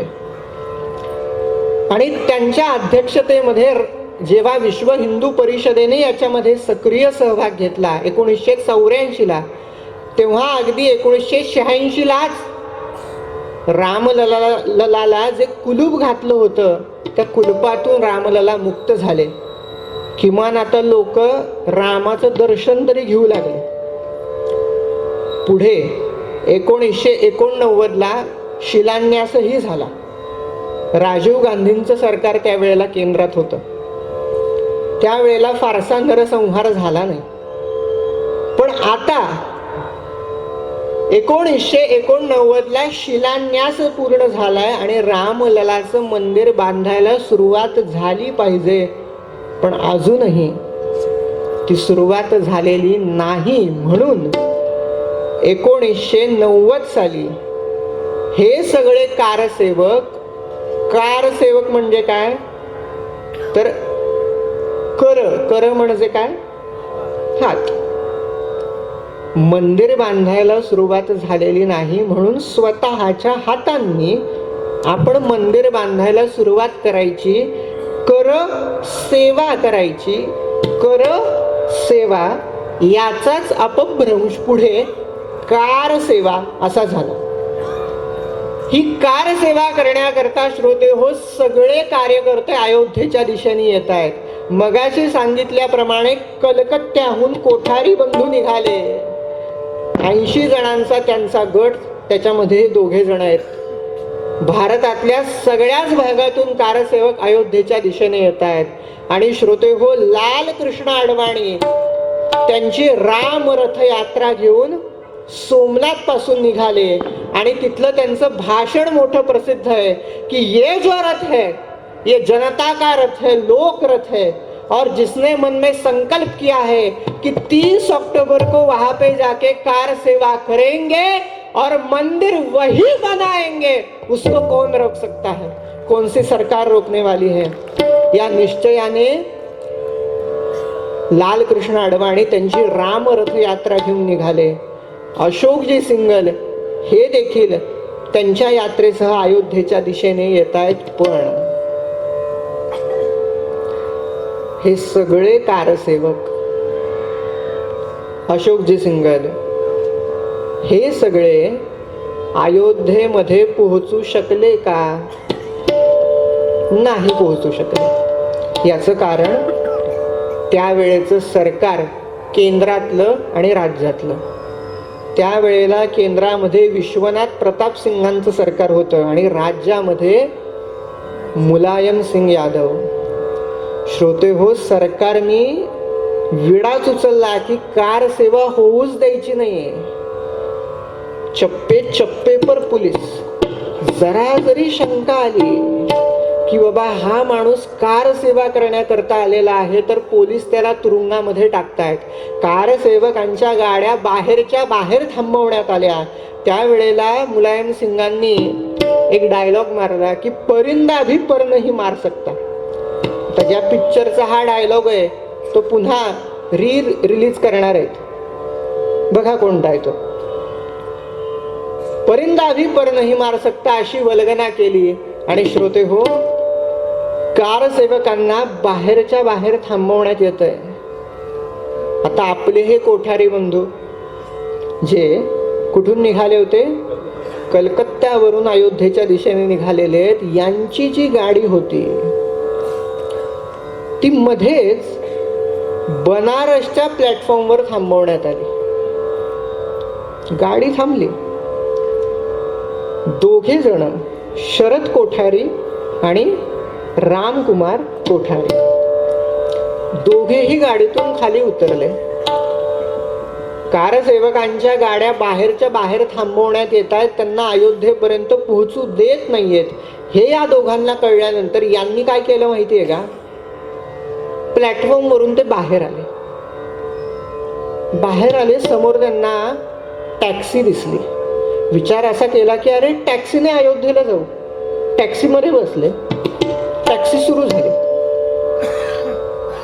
बनारसवरून निघालेली टॅक्सी आझमगड डिव्हिजन मधलं फुलपूर हे गाव, या फुलपूर गावापर्यंत ती टॅक्सी आली आणि टॅक्सी थांबली. चप्पे चप्पे पर पोलीस. जरा जरी शंका आली की बाबा हा माणूस कार सेवेला निघालेला आहे, पोलीस लगेच त्याला अटक करतायत. कोठारी बंधूंनी विचार केला की अरे आपल्याला पकडलं जायचं नाहीये, आपल्याला 30 ऑक्टोबरला अयोध्येमध्ये पोहोचायचंय आणि आपल्या रामललाचं मंदिर बांधायचंय. नाही, इथून जर का टॅक्सीने गेलो तर पकडले जाऊ. काय करावं? काय केलं हो दोघांनी? काय केलं? फुलपूर ह्या गावामध्ये दोघे आहेत. आज 25 ऑक्टोबरचा दिवस आहे. 30 ऑक्टोबरला दोघांनाही अयोध्येत पोहोचायचंय. काय केलं? दळणवळण खुंटले होते तेव्हा उत्तर प्रांतात. दळणवळण खुंटले होते तेव्हा उत्तर प्रांतात. दळणवळण खुंटले होते तेव्हा उत्तर प्रांतात. बनारसी येऊन थांबे आगगाडी ही थांब्यात. बनारसी येऊन थांबे आगगाडी ही थांब्यात. बनारसी येऊन थांबे आगगाडी ही थांब्यात. ऐशा वेळी बंधुनी, ऐशा वेळी बंधुनी, पायी प्रवास करुनी काढली वेळ ती सार्थ. जय जय रघुवीर समर्थ. काढली वेळ ती सार्थ. जय जय रघुवीर समर्थ. काढली वेळ ती सार्थ. जय जय रघुवीर समर्थ. दळणवळण खुंटले होते तेव्हा उत्तर प्रांतात. काय केलं दोघांनी? टॅक्सीतून खाली उतरले. समोर पोलीस दिसतायत आणि पोलीस आता आपल्याला अटक करणार म्हटल्यावर टॅक्सीतून खाली उतरले आणि विचार केला की इथून चालत चालत जाऊ आणि अयोध्येला पोहोचू. आता फुलपूर मध्ये हे दोघं आहेत. आज 25 ऑक्टोबरचा दिवस आहे. 30 ऑक्टोबरला दोघांना अयोध्येमध्ये पोहोचायचंय. फुलपूर ते अयोध्या, श्रोते हो, 200 किलोमीटरचं अंतर. किती? 200 किलोमीटरचं अंतर. या दोघांनी चालायला सुरुवात केली. हो, कसलाही विचार न करता करावी ते तुझी सेवा, ऐसे धरावे या जीवा. चालायला सुरुवात केली. आड वाटेने जंगलातून पोलिसांची नजर चुकवत चुकवत चुकवत चुकवत 200 किलोमीटरचा अंतर 25 ऑक्टोबरला निघालेले हे दोघेही कोठारी बंधू चालत चालत चालत चालत रामललाच्या कृपेने 30 ऑक्टोबरला पहाटेच्या वेळेला अयोध्येमध्ये येऊन पोहोचले. आता हे जसे पोहोचले तसं विविध भागातले जे काही कारसेवक होते तेही पोलिसांची नजर चुकवत चुकवत चुकवत अयोध्येमध्ये आले.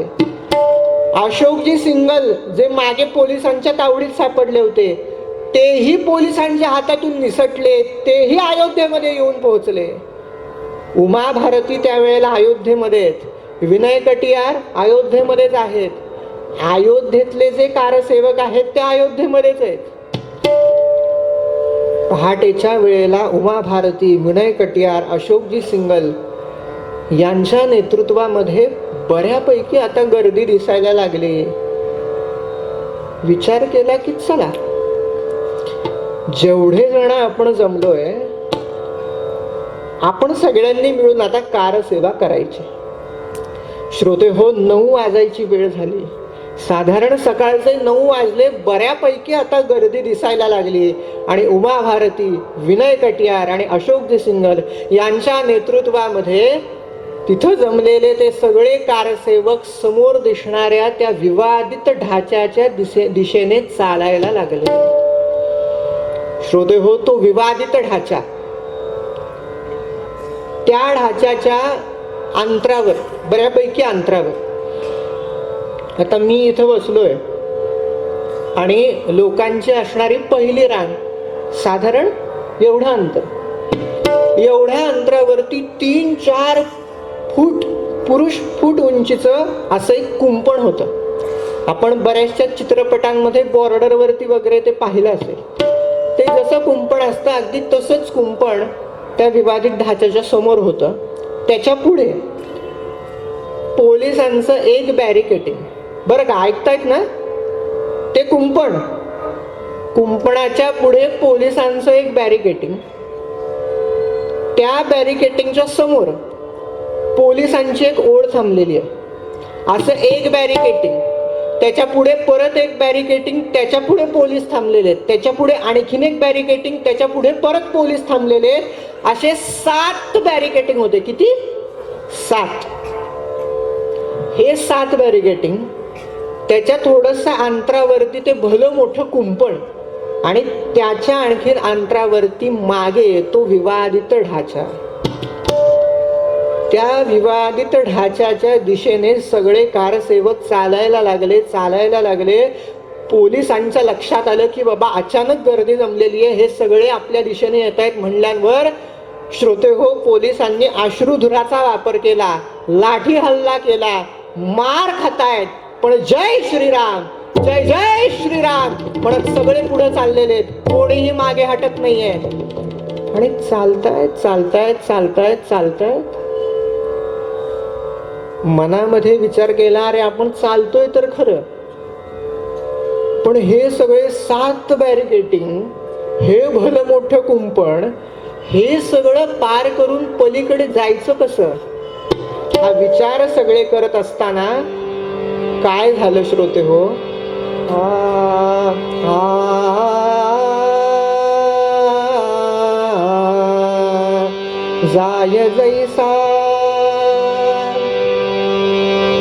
जाय जैसा हनुमंत राम काजे, जाय जैसा हनुमंत राम काजे, जाय जैसा हनुमंत राम काजे, होय तैसीच संधी घेत आजे, होय तैसीच संधी घेत आजे. एक साधू काळी सदेवनी, एक साधू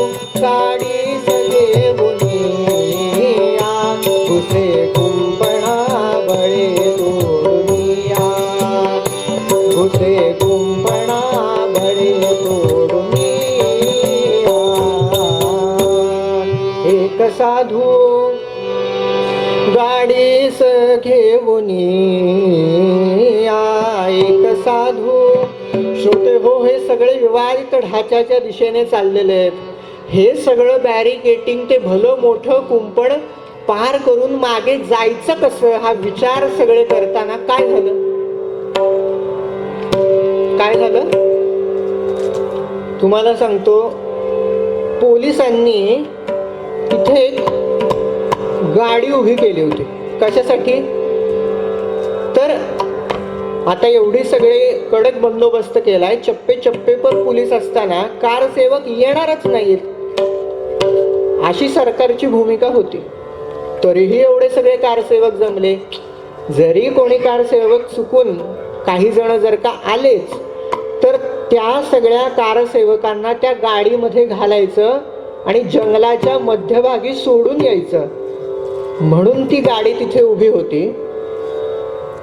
एका साधू महाराजांनी काय केलं, ते त्या गाडीपाशी गेले. त्या गाडीचा जो ड्रायव्हर होता, त्या ड्रायव्हरला त्या साधू महाराजांनी बाजूला केलं.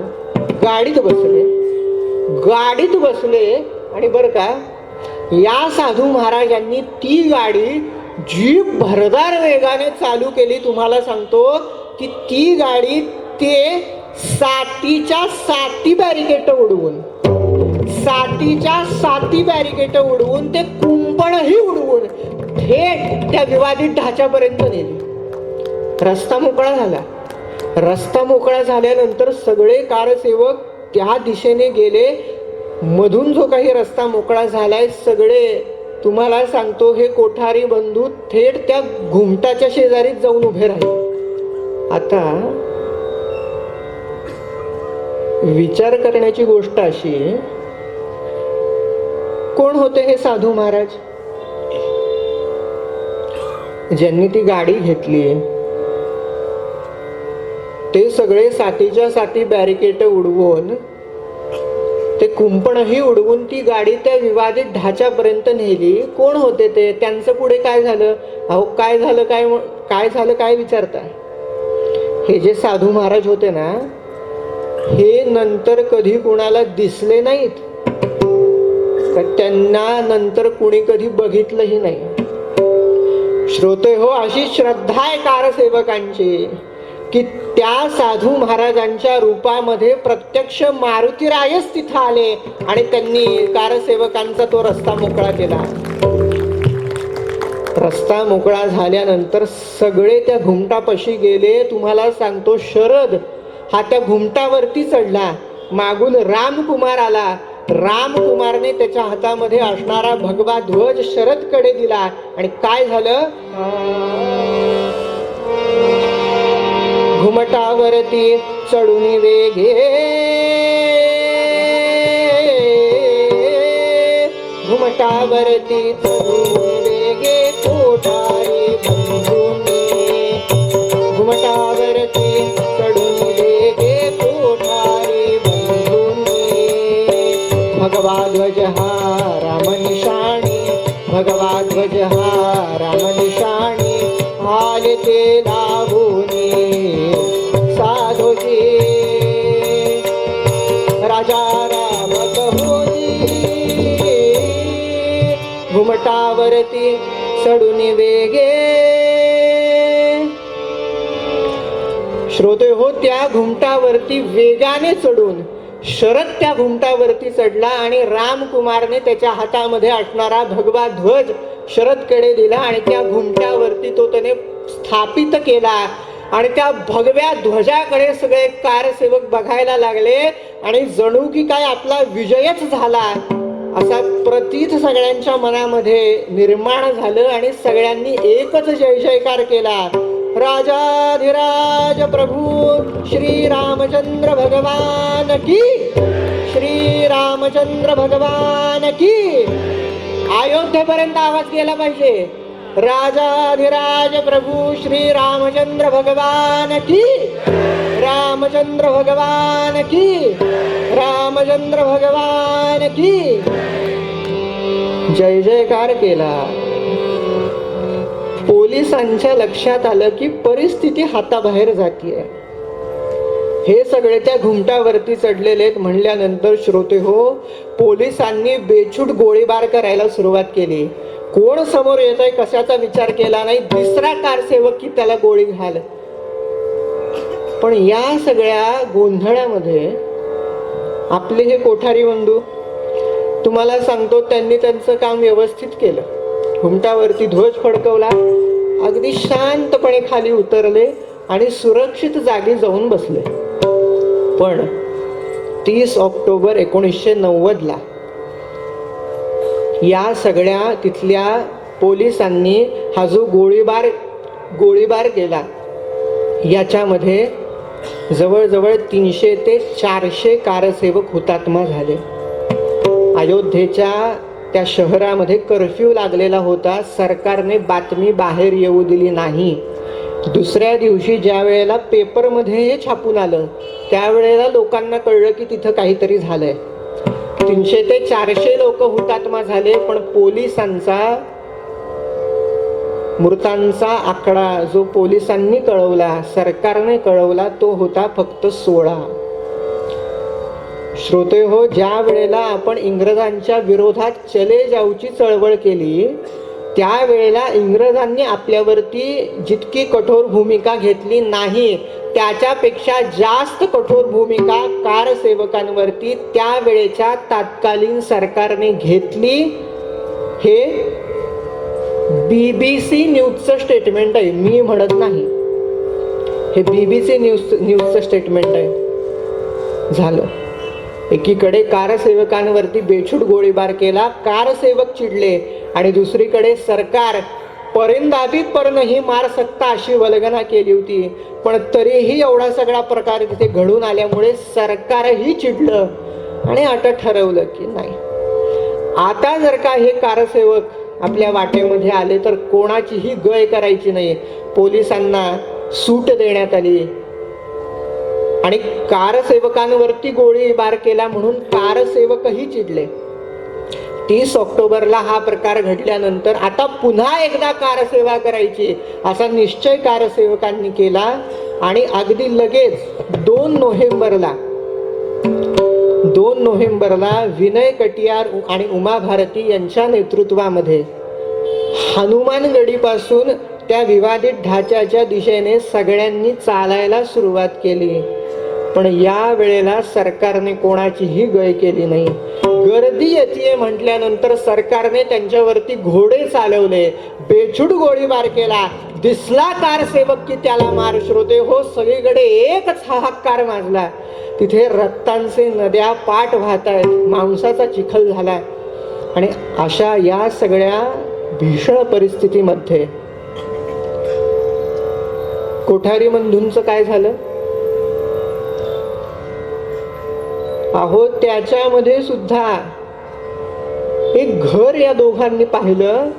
त्या घराचं दार उघडलं, आतमध्ये गेले आणि सुरक्षित जाऊन बसले. पण नेमकं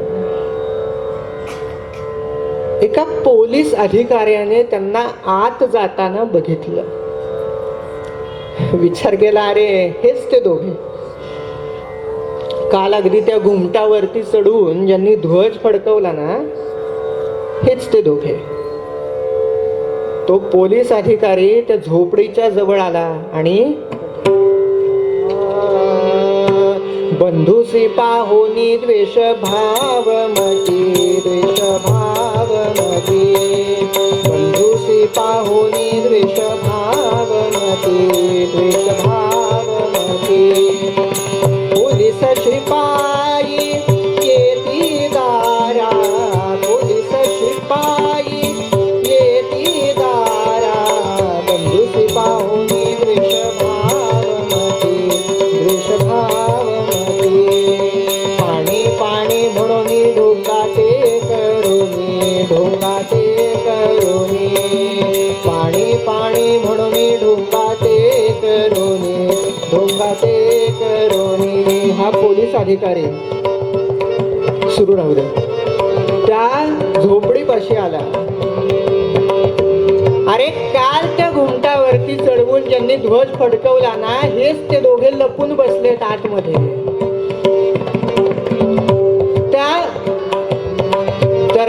समोर हा पोलीस अधिकारी आला आणि ढोंग करायला लागला की मुझे पानी चाहिए, मुझे प्यास लगी है, मुझे पानी दीजिए, मुझे पानी दीजिए. आतमध्ये बसलेले कोठारी बंधू त्यांना असं वाटलं की अरे कोणीतरी कारसेवक आलाय, त्याला पाणी मिळत नाहीये आणि पाण्याविना आता त्याचा मृत्यू होईल का काय. तो कळवळतोय, त्याला पाणी दिलं पाहिजे. पाणी पाणी म्हणून डोंगाते करुणी, डोंगाते करुणी, पाणी पाणी म्हणून डोंगाते करुणी, डोंगाते करुणी, मुझे पाणी दीजिए, पाणी दीजिए. हा आवाज शरदच्या कानांवरती पडला. विचार केला अरे कोणीतरी कारसेवक आहे ना. घरामध्ये बघितलं कुठे पाणी आहे का, भांड घेतलं, त्याच्यामध्ये पाणी घेतलं आणि त्याला पाणी पाजण्याकरता म्हणून हा त्या झोपडीच्या दरवाजाच्या तिथे आला. त्या खोलीचं दार शरदने उघडलं. हातामध्ये असणारं जे भांड होतं ते तिथेच पडलं. त्या पोलीस अधिकाऱ्याने शरदची कॉलर धरली आणि त्याला फरफटत फरफटत फरफटत बाहेर आणला. त्याला बाहेर आणत असताना आतमध्ये बसलेला त्याचा मोठा भाऊ रामकुमार म्हणतो, अरे थांबा थांबा, माझ्या भावाला कुठे नेता. असं म्हणेपर्यंत त्याला फरफटत फरफटत बाहेर आणला. त्या पोलीस अधिकाऱ्याने आपल्या कमरेला असणारी रिव्हॉल्वर काढली, एक गोळी घातली आणि शरदचा घात केला. शरद खाली पडला. रामकुमार म्हणतो, अरे थांबा थांबा, माझ्या भावाला मारू नका. असं म्हणेपर्यंत ती रिव्हॉल्वर मागे घेतली, दुसरी गोळी चालवली, रामकुमारला मारून टाकलं.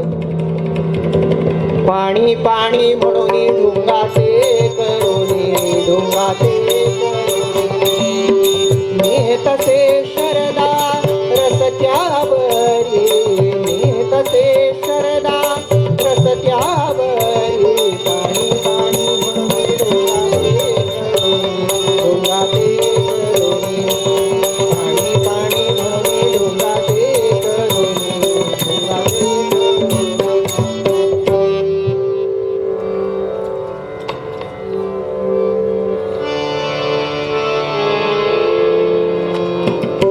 श्रोते हो, रामललाच्या कारसेवेकरता आलेले दोघेही कोठारी बंधू आज त्या राम जन्मभूमी मुक्ती होण्याकरता हुतात्मा झाले. आणि श्रोते हो, त्यावेळेच्या सरकारने इतकी कठोर भूमिका घेतली.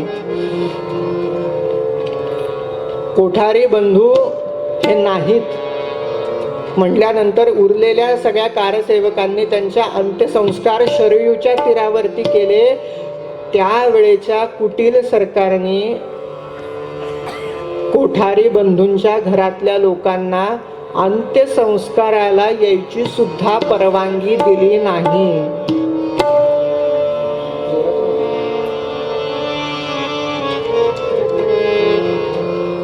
दोघेही हुतात्मा झाले.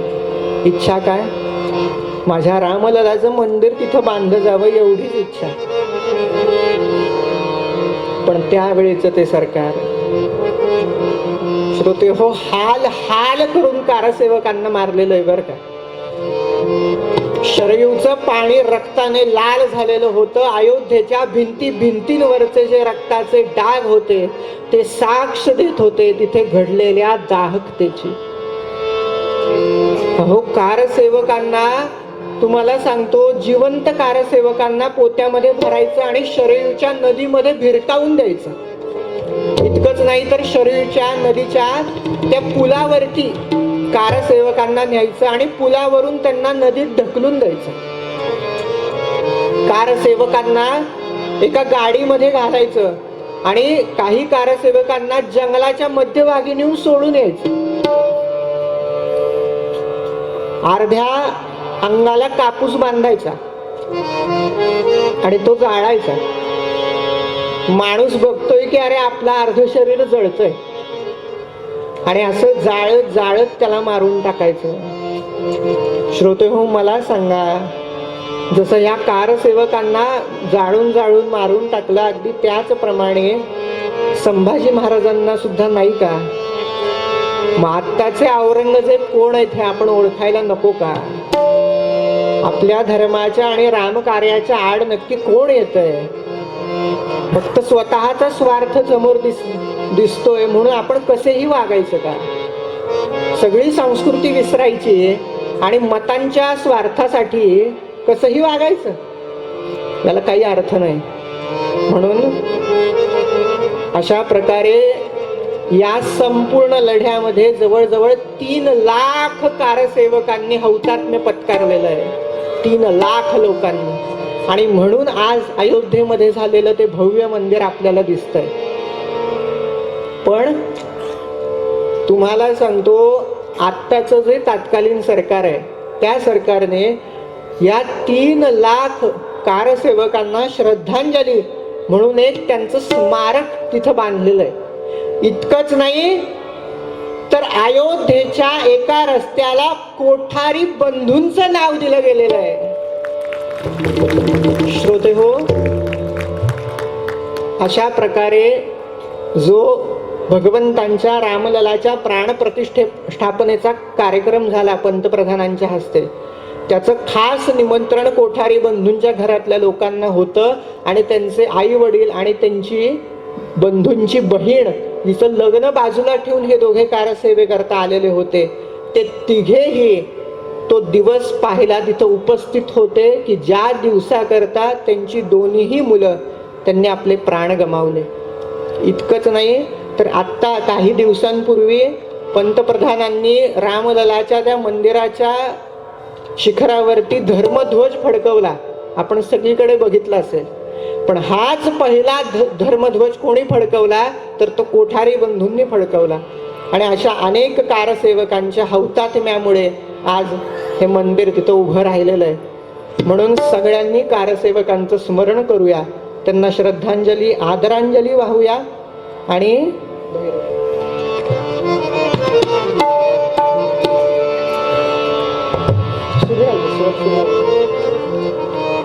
श्रोते हो, काय विचार केला असेल या कारसेवकांनी?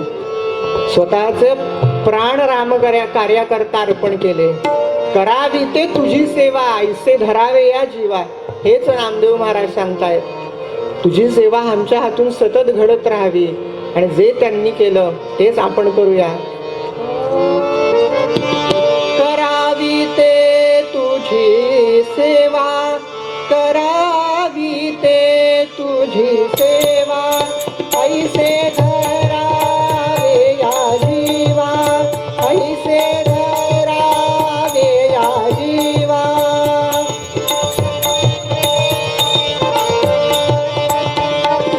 श्रोते हो, थोडं बारीक कोठारी बंधूंचं आख्यान आज मी तुमच्या पुढे मांडण्याचा प्रयत्न केला. खरं तर बदली कीर्तनकार म्हणून मी आज इथे आलोय. पण असं असताना सुद्धा तुम्हा सगळ्यांना भेटून, अहो तुकडोजी महाराजांची तुम्ही माणसं आणि महाराजांची विशेष कृपा सगळ्यांवरती आहे. आनंद वाटला. सगळ्या श्रोत्यांना धन्यवाद देतो, आयोजकांचे आभार मानतो आणि नामदेवांचा संदेश तुम्हाला देतो. नामदेव म्हणे महादेवा, नामदेव म्हणे महादेवा, सुकवी 84चा हेवा, सुकवी 84चा हेवा. अहो सदाशिवा, अहो सदाशिवा, देसी भुक्ती मुक्ती भावा, देसी भुक्ती मुक्ती भावा. अहो सदाशिवा, सदाशिवा, सदाशिवा. झालेली कीर्तन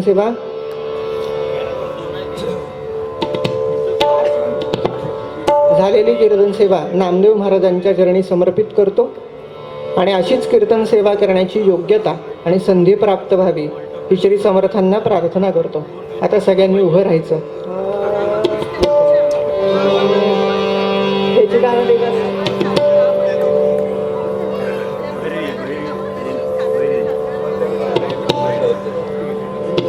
बर का, काका त्या दिवशी अयोध्येला होते एक कारसेवक आपल्याकडे आहेत, त्यांना सगळ्यांनी वंदन करूया बरं का. टाळ्या वाजवून स्वागत करा सर्वांनी.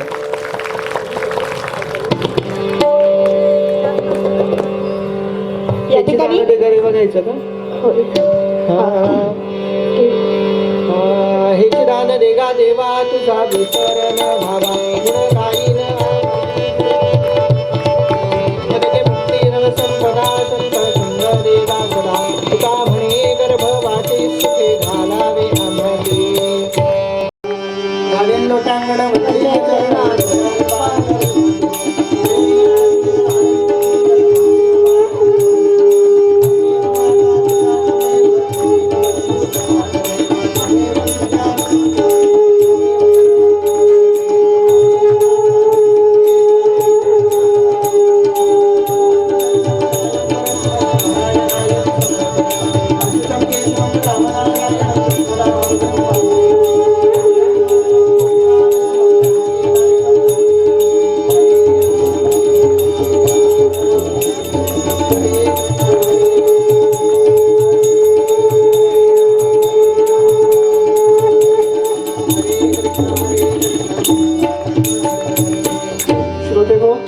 माझं पुस्तक ज्यांना हवंय त्यांना आठवण करून देतो, मला नक्की भेटा.